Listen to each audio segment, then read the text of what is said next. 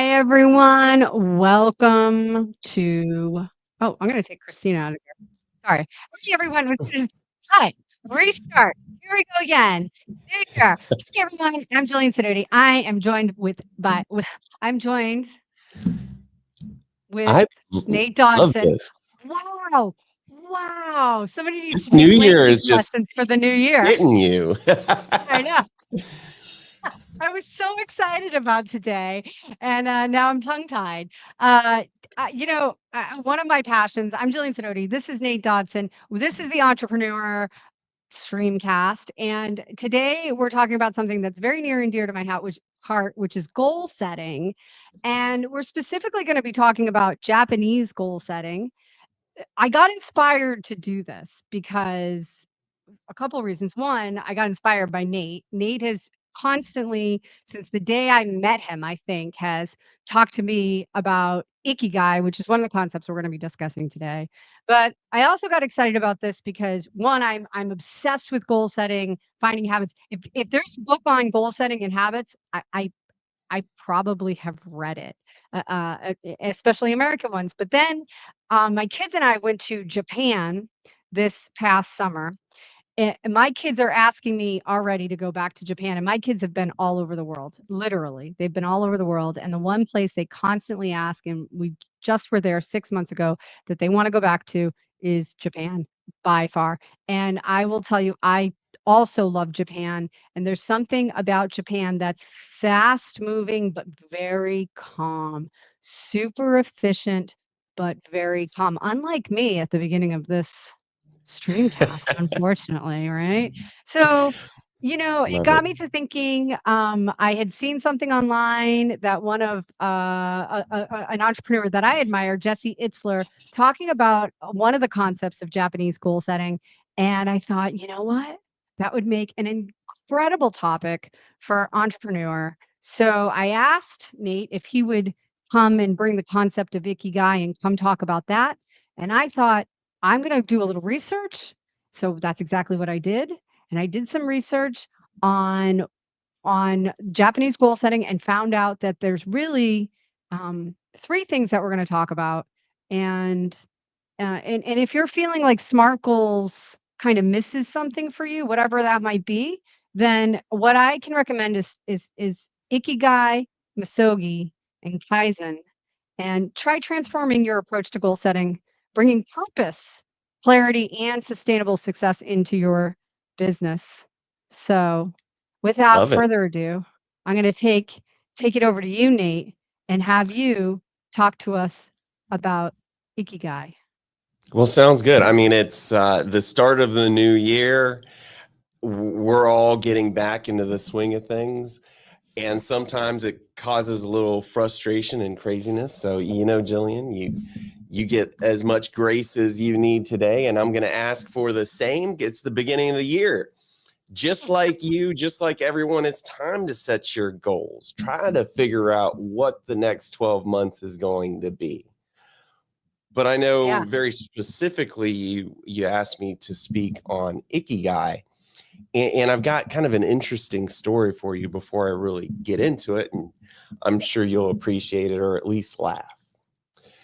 So, as we all know, you sold to crowdfunding lawyers to me. Now it's been 4 or 5 years, a long time. And it was after your partnership with a guy named Gene Trowbridge. Y'all went your own ways. For years, I tried to acquire Gene's business as well. And he just kept telling me, nope, not going to do it. Never going to do it. I'm never going to retire. And I didn't understand it. I mean, the guy's like nearly 80 years old. He's between 80 and like 115. I'm not exactly sure how old he is, but it's old. Or He Gene. had this, well, he had a never retire attitude. And like, I'm not going to sell it to you. So I know that, once he passes, I'm just going to target his clients and, take his business anyways. But that's completely Yeah, besides reckless. the point. And Yeah. that's entrepreneurship. We're growing or we're dying. Oh man, that is the worst time to use that analogy as we talk about Gene's business. But I feel for I mean, I don't know if I feel for him because you're gonna tell us like this story, and I'm interested in hearing this. But it's funny.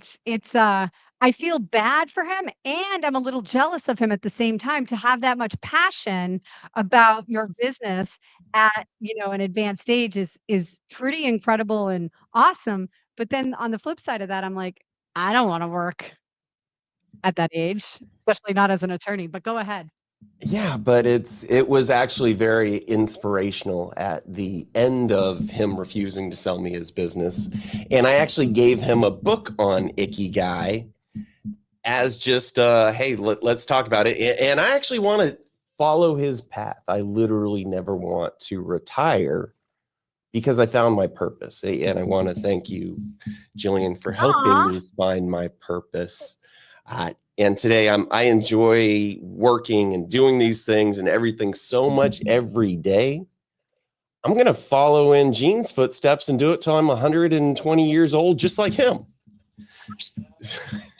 There's so many like compliments and insults in that one statement.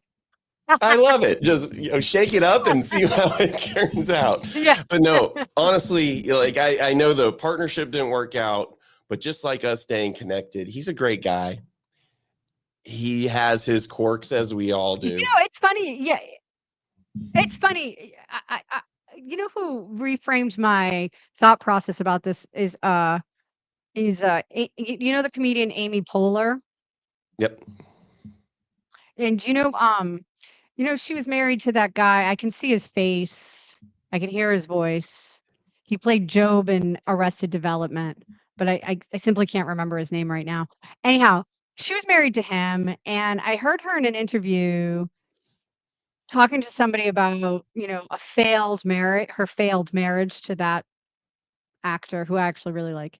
And she's like, "Well, I don't see it as a failure because we made it 10 years. It was good for 10 years and then it wasn't good anymore." And that's kind of how I view my that particular partnership was like, it really wasn't a failure. It worked out great for both of us while it worked out, and then it just didn't work out anymore. So I'm not I'm not sad about it. It worked out great for me. He bought the business. For me, it was awesome. All I hear is you saying it was like a marriage that ended in divorce, but everybody came out with positive feelings.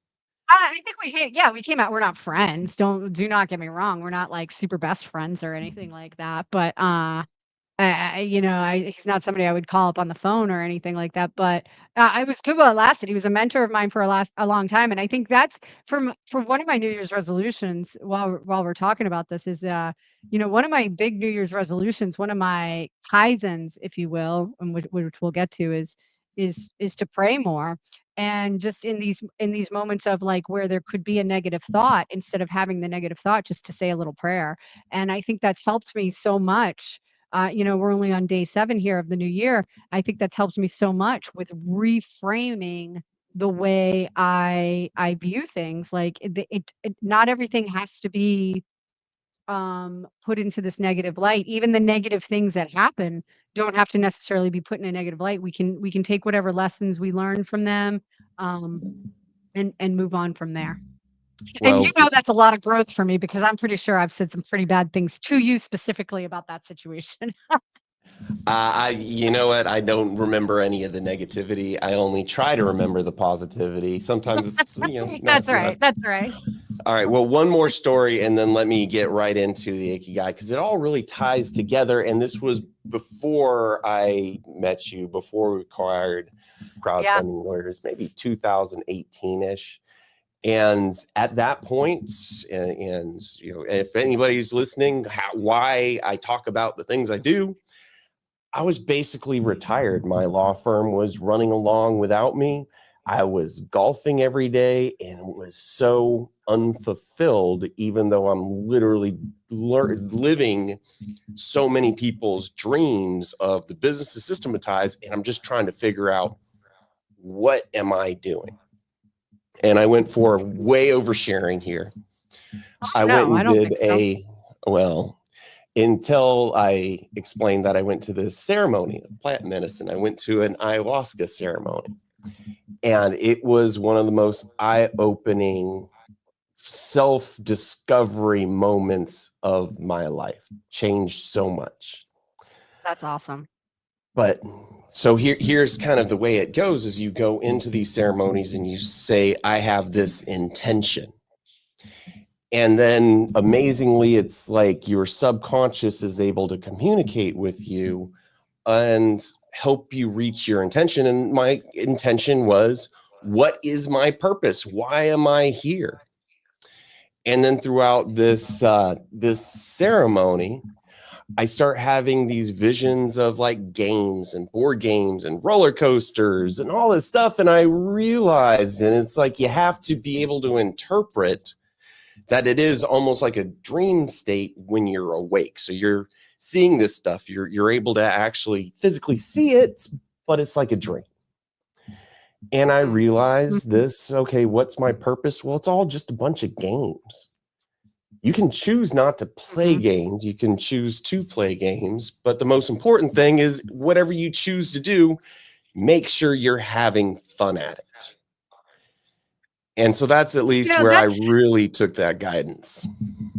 That's interesting. And I'd like to actually, I'd like to I know ayahuasca is, Peruvian, not Japanese, but I would like to talk about that for a second because I'm terrified. I probably will never expand my mind in that way because I don't want to.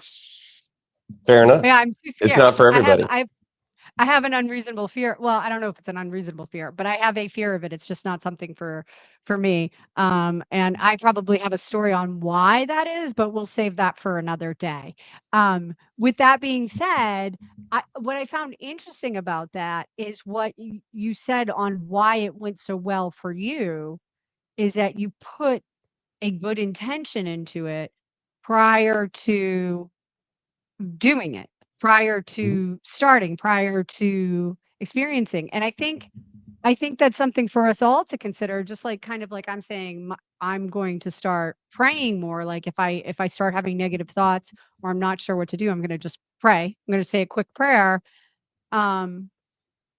If you're not a praying person, put a good intention into it. Whatever it is, put a good intention into it.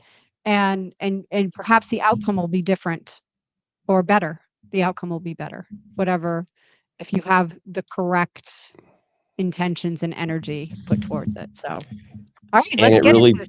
Yeah, and it does come down to that energy. And so I've got introduced by another one of my friends to Ikigai around the same time. And that's the reason why I brought these up. And just to here, let me share this. Could you share that PowerPoint? I don't know how I can do that. Oh, yeah, absolutely. Here you go. All right. Just to kind of talk about Ikigai, even though that looks like Ikigai,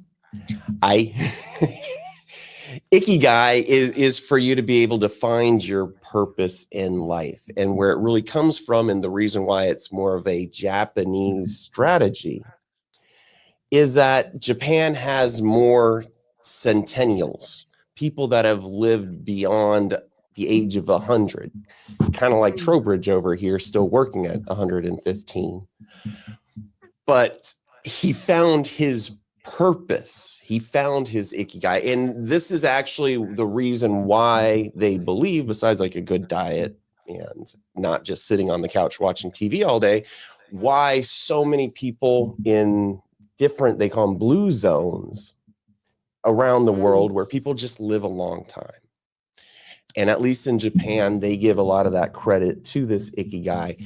And basically at the end of the day, it is exactly how this, well, this GIF, this table actually looks, because you have to think about, what do you love to do?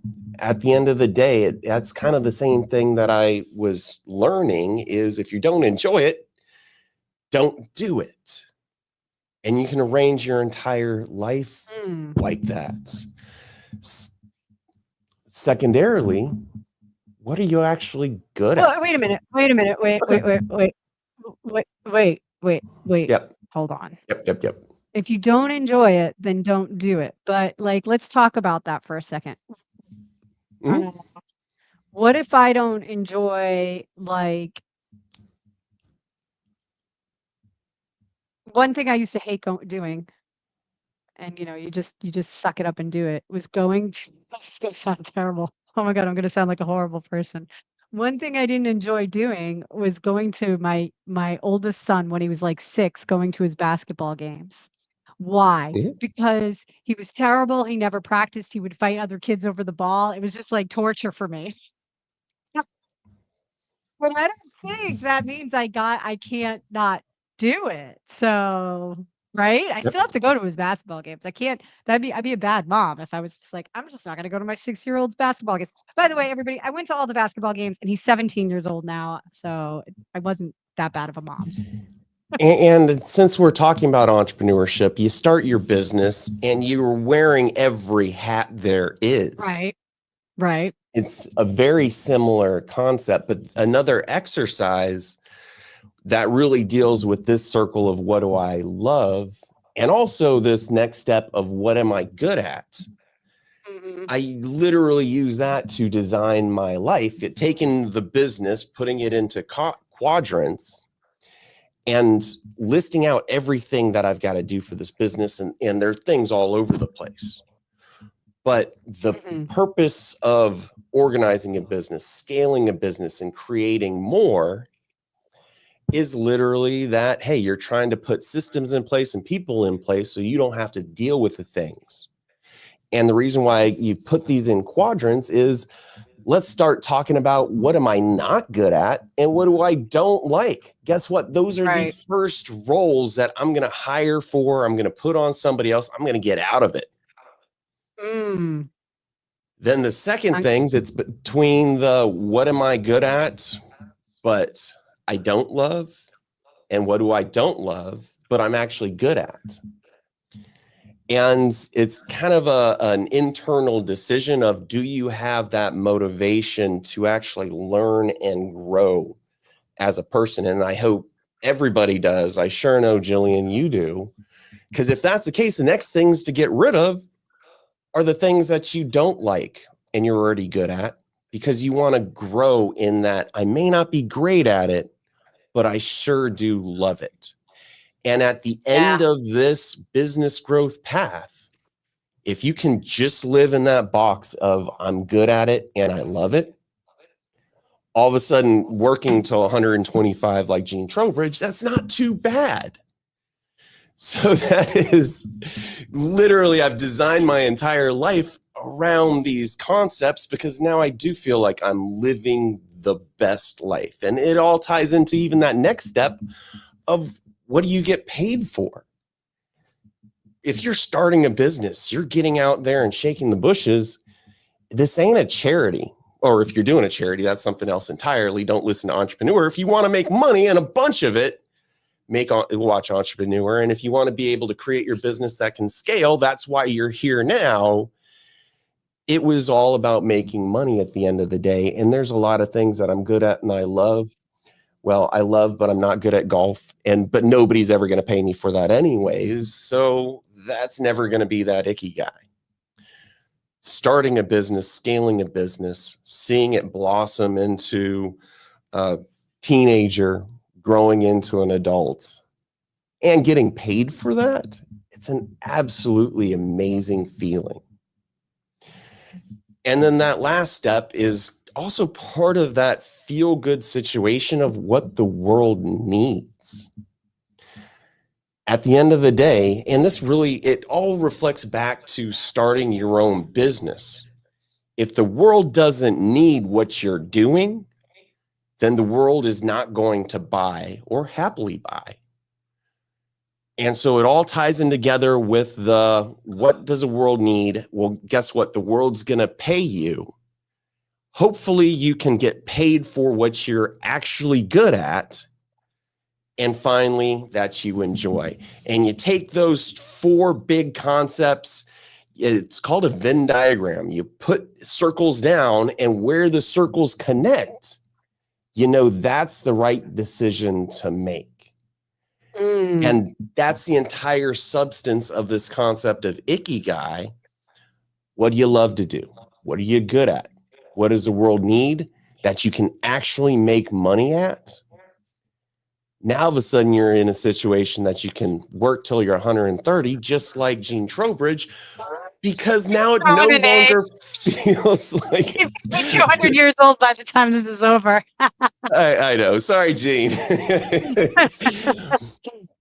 But this is the concept, and you know what? If you can implement this ikigai concept not just into your life but into your business, then it really changes your entire mindset from that I have to do this. Here are my responsibilities. All of a sudden to I get to do this Yeah, and I'm that's loving it every right. day. The Yeah, family is getting taken over. We're literally helping people launch your own business, reach their own dreams. right, right. I'm the entire business that I do, all of them, it all surrounds this same concept. And also why I'm ready to work until I'm 140, just like your old partner. Yeah, because it's your help, and that is the one thing I do miss about practicing law, or, particularly the type of law that the firm is and was, which is that it specifically works with helping people and building other people's businesses while making, money. And I do miss that. What I don't miss, is just the grind. It was The a work. lot of grinding. You seem to manage it better than I do. I didn't But look yeah, at you were an attorney. An attorney does work. You're selling your time for a yeah, dollar. right, right. I'm not an attorney. I'm an entrepreneur. Yeah, I build businesses. I grow businesses. I systematize them. So I haven't considered myself an attorney for well over a decade. Doesn't mean I don't do legal work. And all my attorneys that I work for really hate when I get involved because I get in there and I'm like, oh, we just need to do A, B, C, D. make and then you fly out of there. When we All right, when I Jeff, mean have we, fun. yeah, when I mean we, I mean you. I know These are all the right these are answers. I just don't want to do it. Yeah, listen, guys, all you need to do is take steps 1 through 15, and you've got this. Bye. It's yes, you are absolutely correct. And so my attorneys would prefer me to not practice law ever. And so we're actually on the same page. It works out wonderfully. Awesome. Do you need me to put the presentation back up?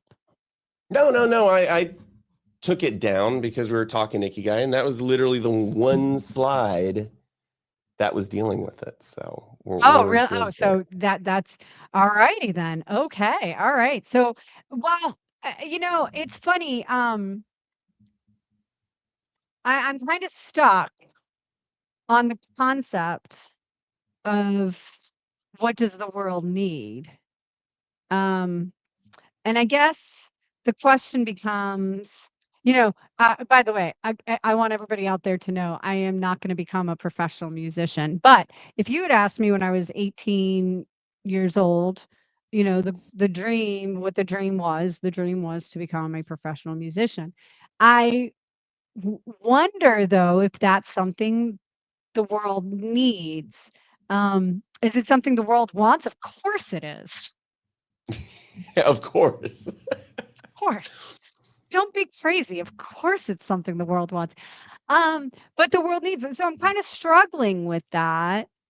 So tell me what you Sure. think that like how do you determine what the world needs? Like if I want to and I don't mean something like, you know, we know the world doesn't need typewriters. We're Right. aware of that. That's an obvious thing. So how do we become aware of what the world needs in going through this process, do you think? I think actually there's, with that, what the world needs, there's two different directions to take it. The Mhm. functional of, does the world really even need music whatsoever?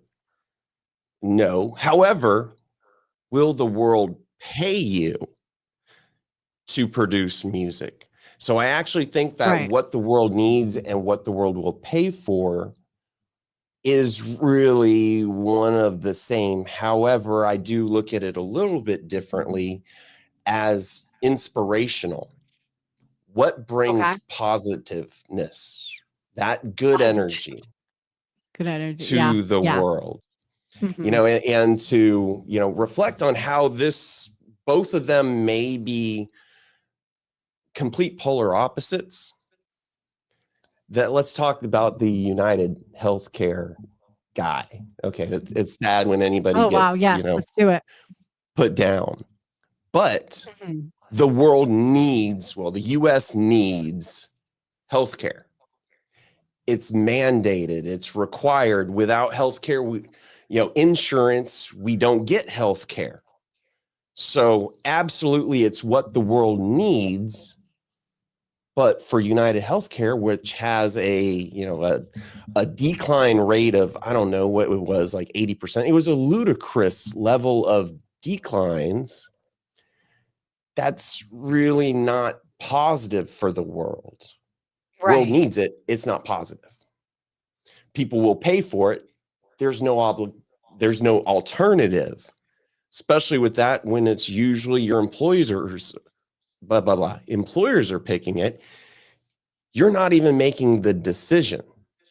So I do think it falls into the bucket of the world needs it, but not, at least in that insurance company's business model.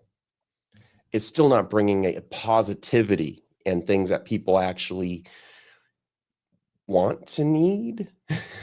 So Yeah. I think it's a little bit different. So that's where I do think that there are diametrically opposing, and sometimes it's the same answer, that what the world needs. I hate health insurance so much. That's for another. Yeah. I gotta pray about Well, that because I just said something really negative. well, I think we all need. I found the absolute best solution for it, at least for me and my family. Discussion for another time. Let's have that discussion, because there are better ways to do it.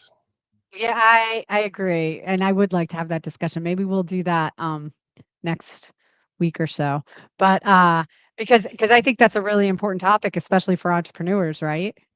Yep. About It is healthcare. obligatory if you have more than, I think it's 50 employees. Okay. To So, provide it. yeah, I think as long as Mhm. you have 50 or more, you have to offer health insurance. For the smaller companies, not only is it difficult to find, it can end up being cost prohibitive.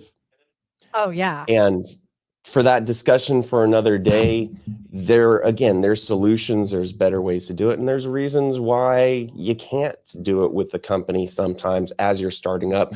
But for anybody that is watching and interested, or whether or not you're interested, it's still important. Make sure you're following us, keeping up with Entrepreneur, and so we can share this with you at a better time. I have some big thoughts on that as well, so I'm very excited about that, and I'm very excited to hear what you have to share, so that will be on a future episode, but let's stick to the topic for today, and we're We gonna are talk so good about, at rabbit holes. I know, well, you know what? You know what? You know who the number 1 podcaster in the world is? It's Joe Rogan, and he rabbit holes everything. He never has one topic. He has a guest, they start talking, and it goes in 20 different directions, so can't It's feel fun bad that about way. that. We can't if we don't stay focused, a good entrepreneur has to think about other things other than just what they're focused on. Otherwise, their Yes, business won't move forward, so I'm but gonna say that's a there's win for us. a massive complex that all entrepreneurs deal with, including you and I. It's the shiny object syndrome. Oh, yeah. Yeah. I That's a tough mean, one. the older I get, honestly, though, I will say this about shiny object. The older I get, the more difficult, like, you see this shiny object out of the corner of your eye, and you're like, "Ugh, I'm too tired for this." So it becomes a lot easier to be, I think just with age, it becomes easier to not veer off to the right or to the left and stay on your path because it's you just know what it means when you do that. It means you've become unfocused, and so if it makes anybody feel better who falls into those traps, the older you get, I think the easier it gets to stop bouncing from shiny object to shiny object. You So know what there also is really that. helps? Well, let's talk about Kaizen because it sure helps with that as well. Yeah, that's true. So let's talk about Kaizen. So Kaizen, you know, what's it translate to? It translates to change for the better. Like I think one means change and one means better in the word Kaizen, and it's a philosophy of small, consistent improvements that compound over time to create significant progress.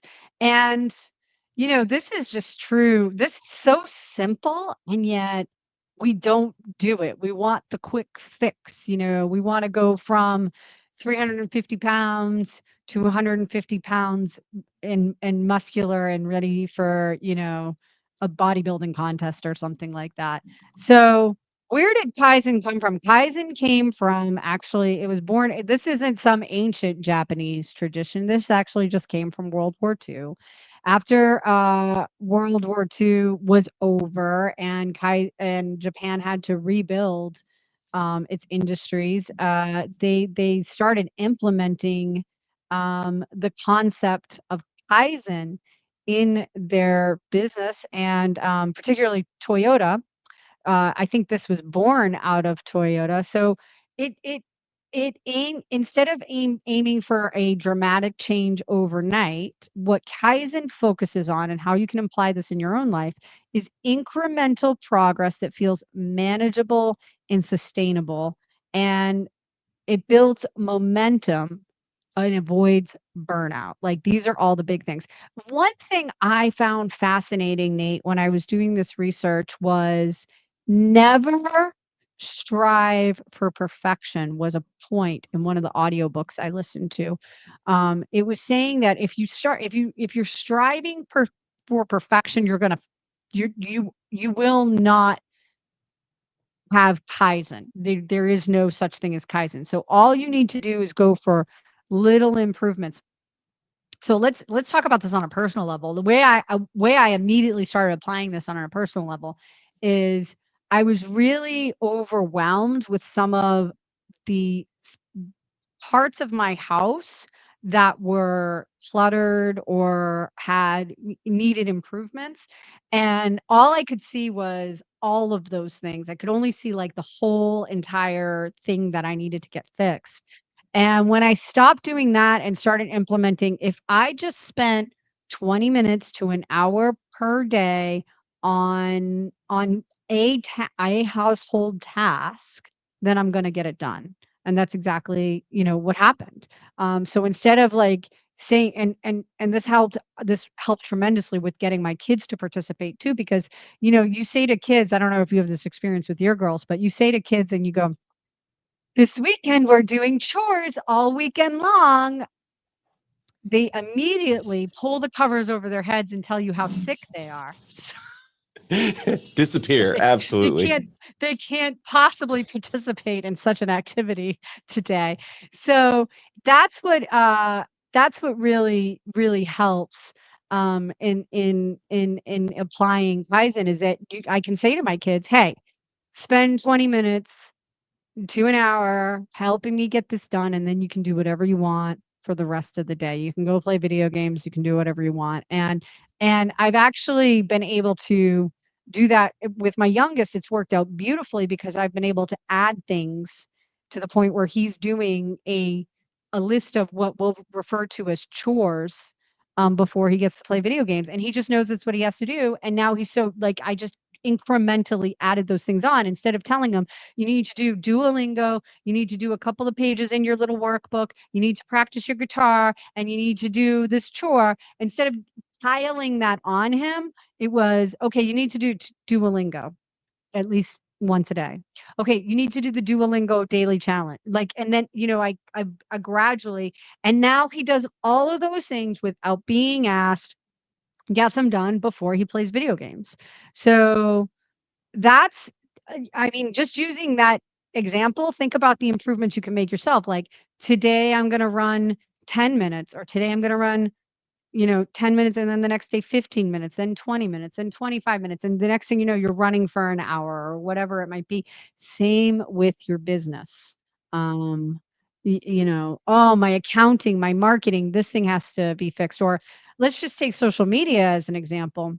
We're not getting any traction on social media. Well, why aren't you getting any traction on social media? I can guarantee it's probably because you don't post enough and you don't post enough quality content. So how can you improve this without making a dramatic change overnight? Just commit to posting 3 times a week, then 4 times a week, then 5 times a week, and so on and so forth. And so you don't have to make these huge sweeping changes. So I'm going to show this real quick. This is the Kaizen cycle. And this really shows us exactly how companies implement this in their business. So we have at the top, you want to get your employees working in groups, right? And when they're working in groups, they're going to then identify problems. Where are the problems? And you're really like, there's two things to this, right? When we're talking about it in terms of a business setting, right? We're giving power to our people. You're great at doing this, Nate. Like, right? I actually, I think we're both pretty good at doing this in particular, which is that we're saying to our employees, I trust you enough to figure out what the problems are. They might not be able to completely by themselves to be able to solve those problems, but you trust them enough, and it empowers them. It gets them invested, right? So they're going to identify the problems, and then they're going to bring solutions to those problems. I used to hate it when my employees would just bring me problems with absolutely no solutions. Let me share with you a I would, strategy that I've been using now yes, for please. a number of years. It was taught to me by, you'll remember, Ryan Dice of Digital Yeah. Marketer. And the concept is real simple, and I do this with my entire team. If you have a problem, don't come to me with the problem without 3 different suggestions of solutions, and then recommend what you think is best. Right. And as they continue to do this, and more, I get to say, well, whatever you think is great. Not Right. only is it building my confidence in their decision making, it builds their confidence in their own decision making process It as well. does.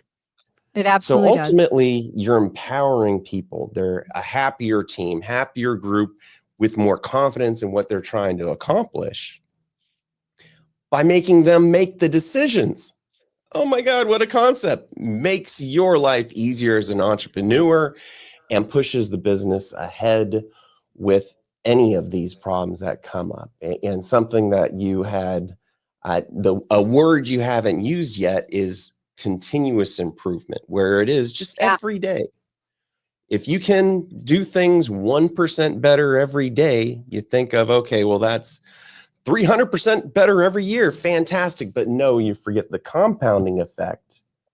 It's actually 3,000 times better, or 37 times better. I don't remember, but it's a lot Doesn't more that once you that start thinking changes about your whole compound. perspective on things, right? It's that, you know, it just changes your whole perspective on things Completely. when you think about that compounding principle And that's something and that how really very few people think about, but that's the entire goal, is just a little bit of improvement every single day until you're living in that box that you know, love, and the world wants to pay you for it.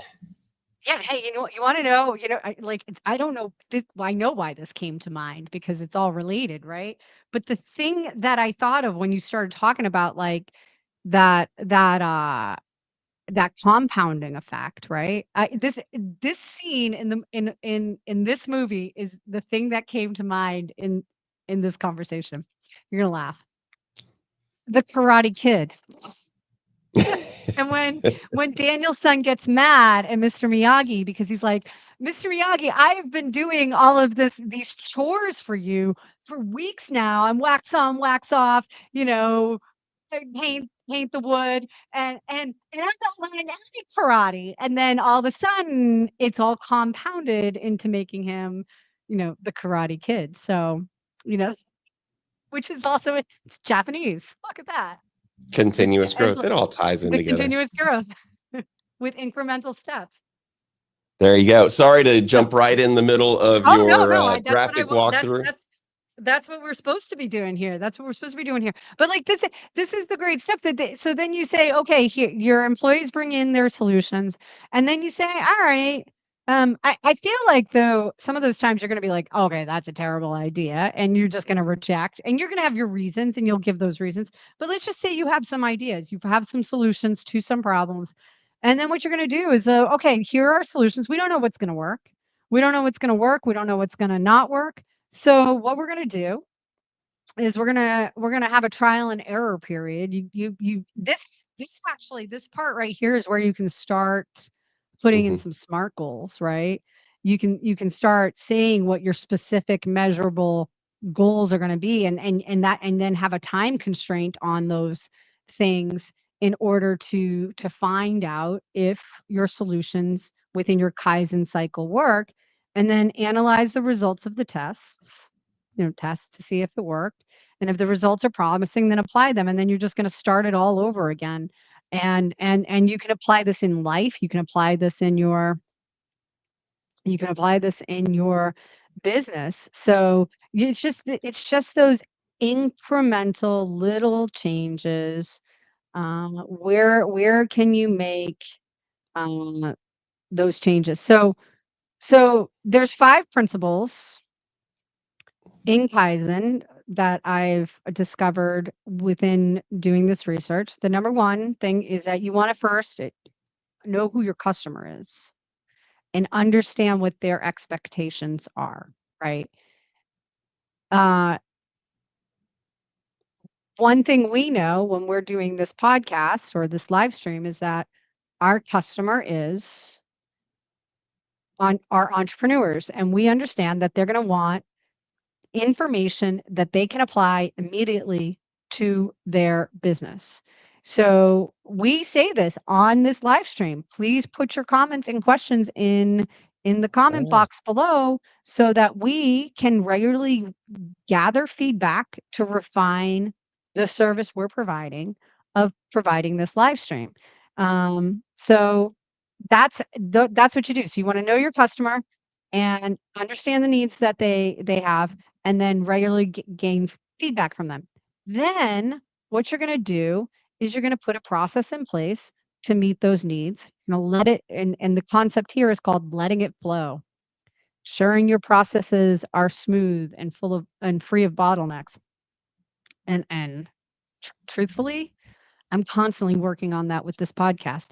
One thing I do is I will come up with the concept of podcast, of the live stream. Nate knows this. He's gonna laugh. I come up with the concept of the live stream, or Nate might come up with the live stream, and then I'll overanalyze and over research. So then I'm 4 minutes late to actually giving the live stream.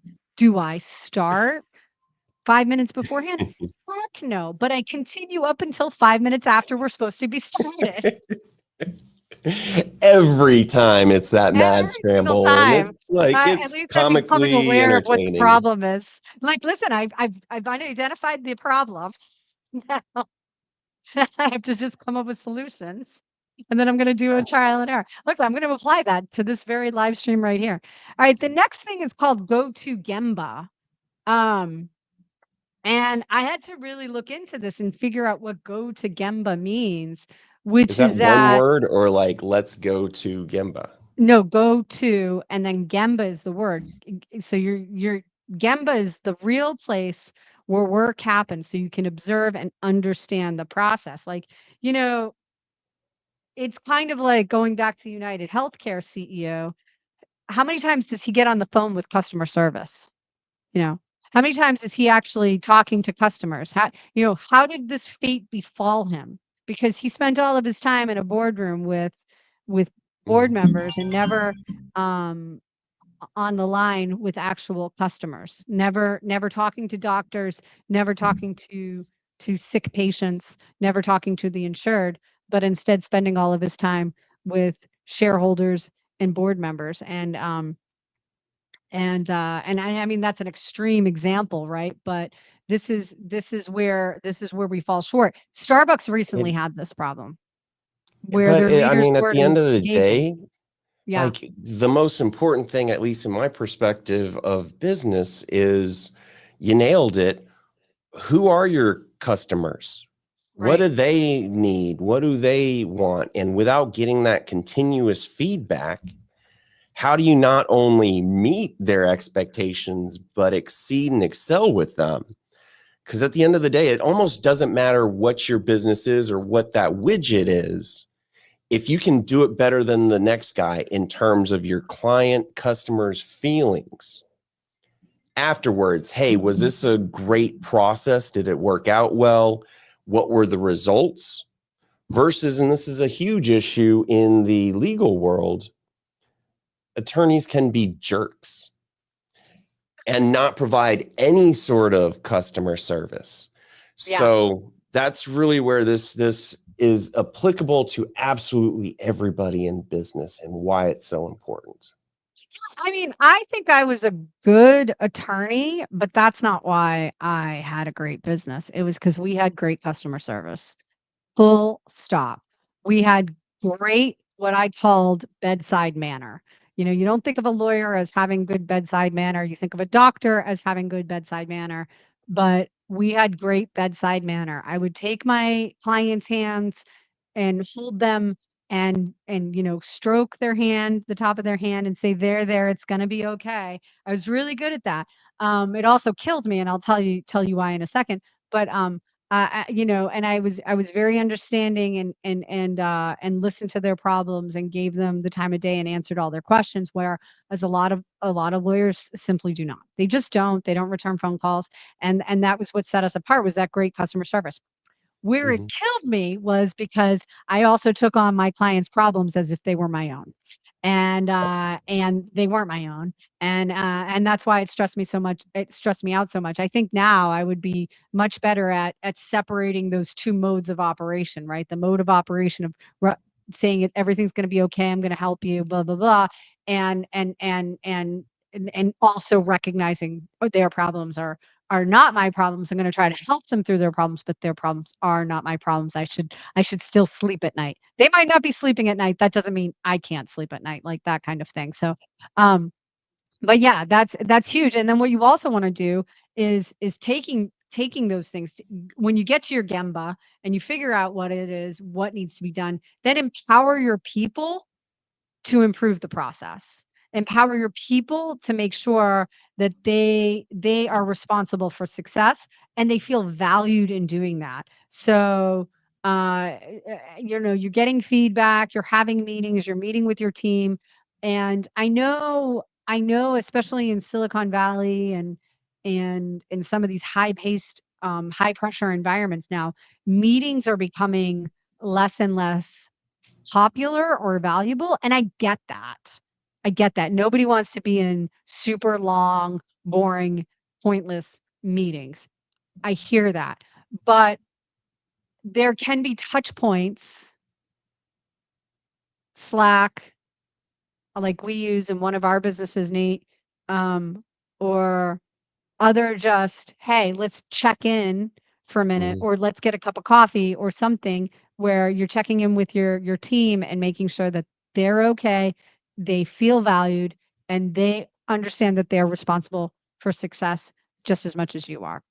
I So don't know if you knew this, but when I started running crowdfunding lawyers, every single day we would have a daily huddle where it's the team got to be too big, but we'd have like the administrative staff.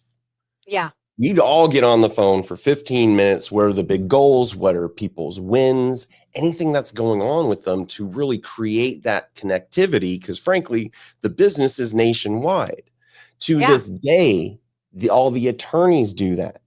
Catch up Yeah. once a day. What's going on with these clients? Does anybody know about any problems? Have any questions about strategy or what they're trying to accomplish?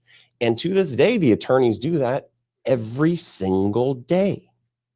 Yeah. It makes a world of difference to keep people just connected, also making those big decisions. But you nailed it. Absolutely hate meetings. Sometimes a meeting is more important to create that connection and reliance and the company culture than actually even the decisions that come out of the meetings. Sure. Oh yeah, absolutely. I mean that's so true.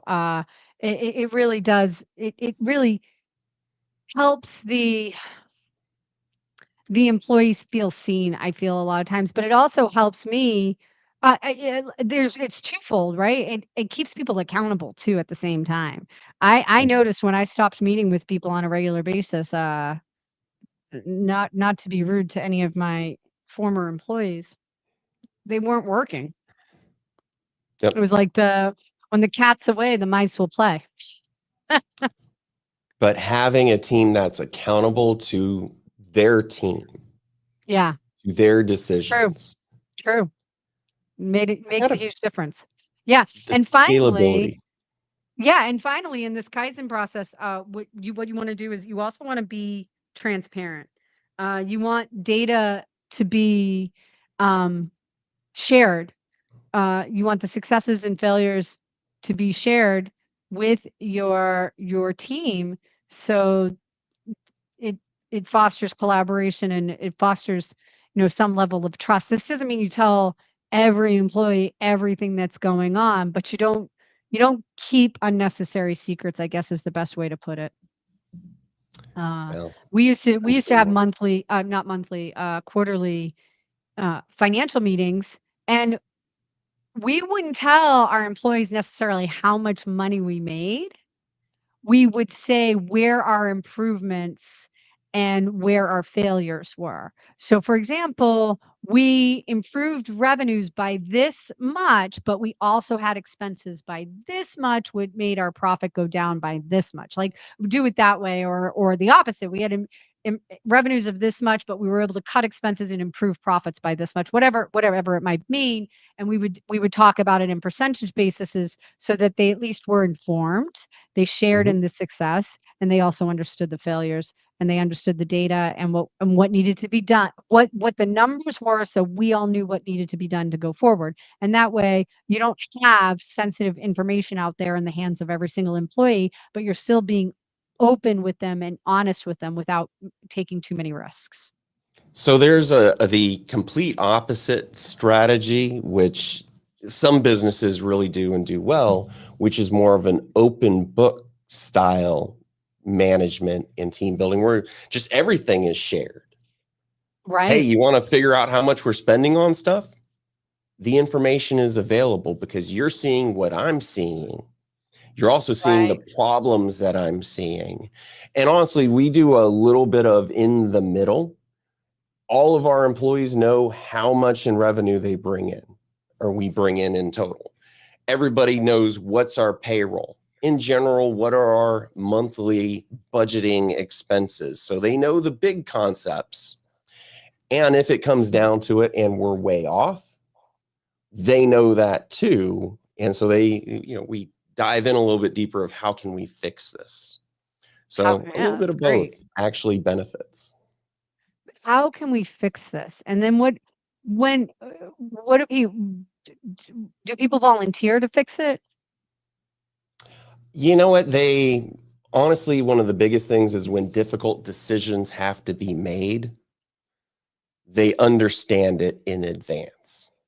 Okay, And that's fair. that's honestly, at least for myself and my businesses, where I've seen the most benefit.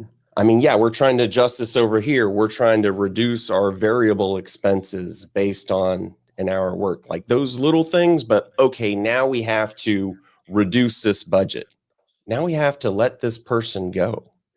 Now we have to make these major decisions that affect the team and affect everything.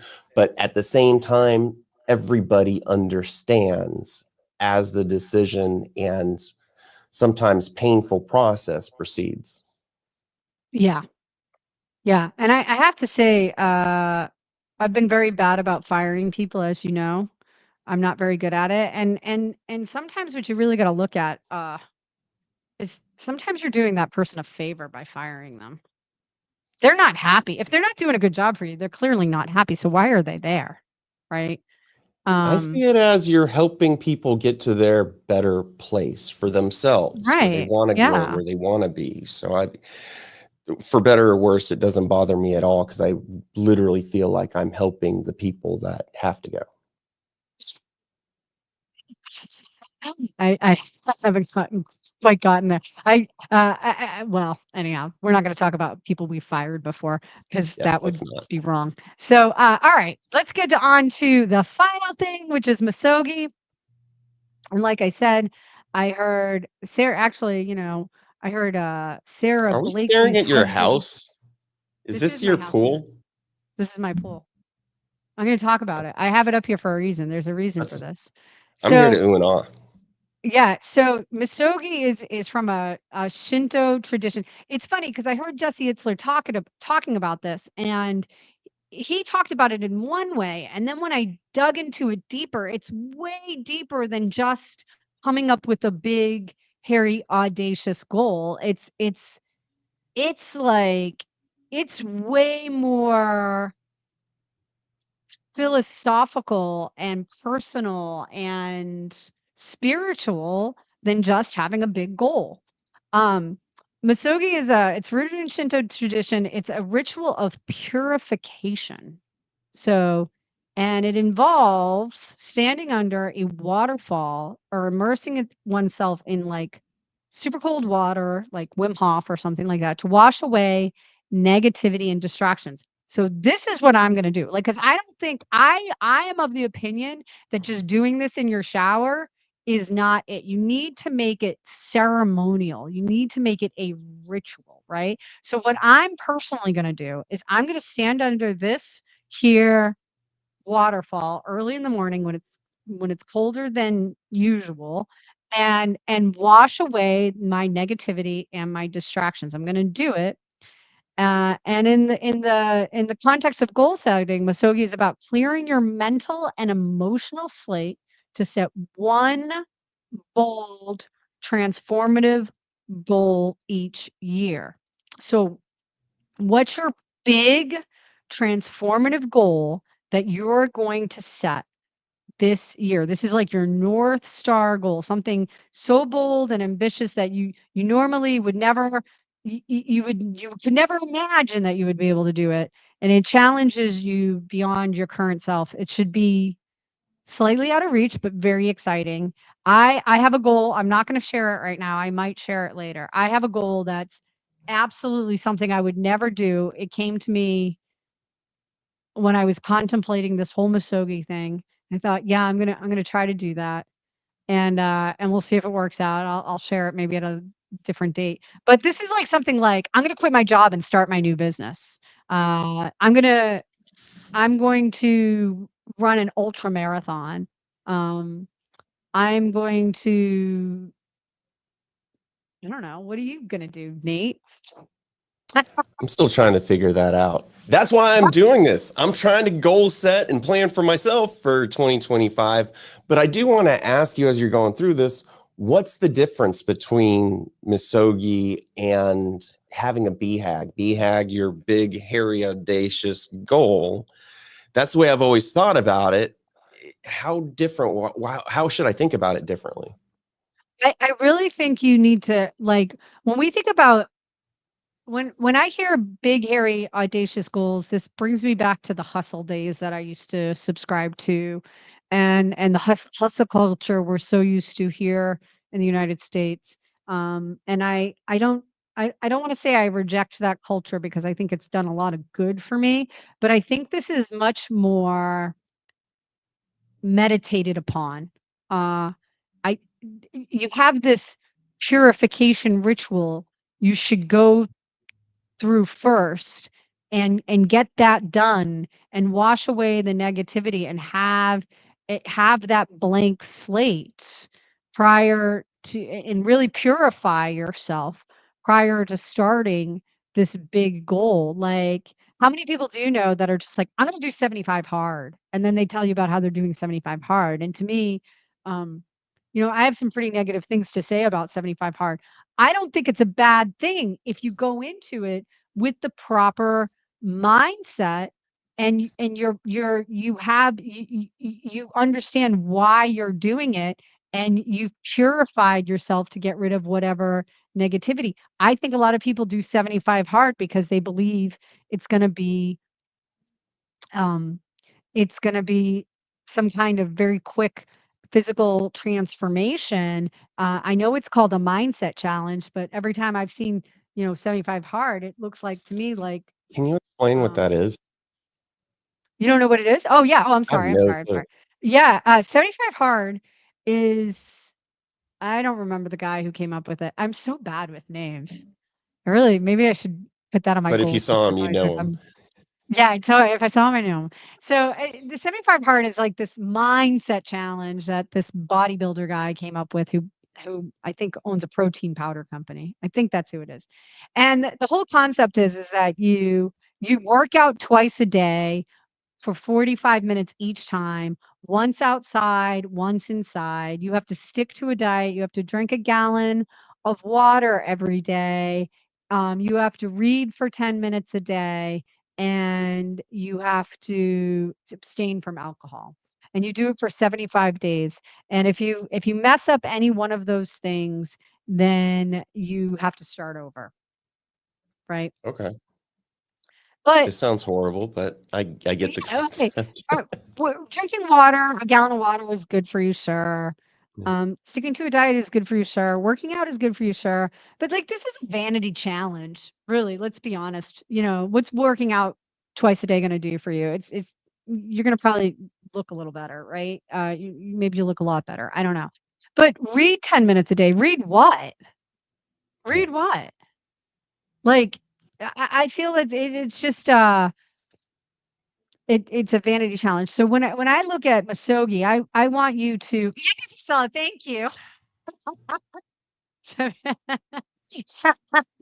uh, I don't think there's anything inherently wrong with 75 hard. I think it's a big, hairy, audacious goal.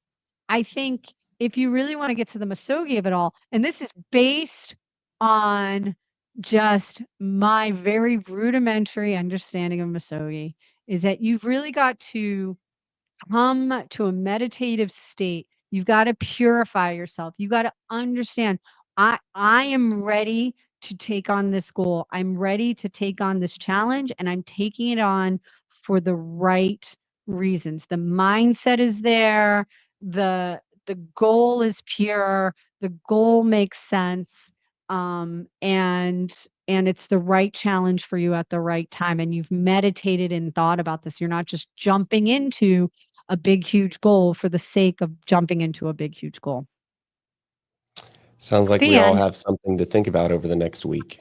I know, I'll right? get back to you with with our Misogi. Well, originally my Masogi was gonna be the praying thing, but I thought, I just need to pray. Like that's not gonna be my Masogi. Like, what am I gonna pray for an hour a day? I'm not gonna do that.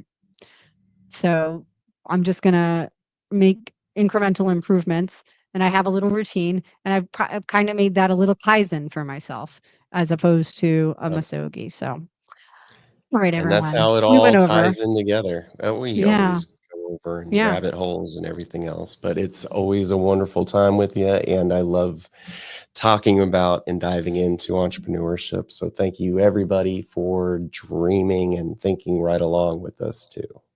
And share, even if you're watching this later and we're not live, share your your Misogis with us in the comments below. Let us know how we can help you. If they're business related Misogis, let us know how we can help you with them. And catch us next week when we talk about something else and then veer way off course. All right, everyone. Have a good one. Talk to you soon.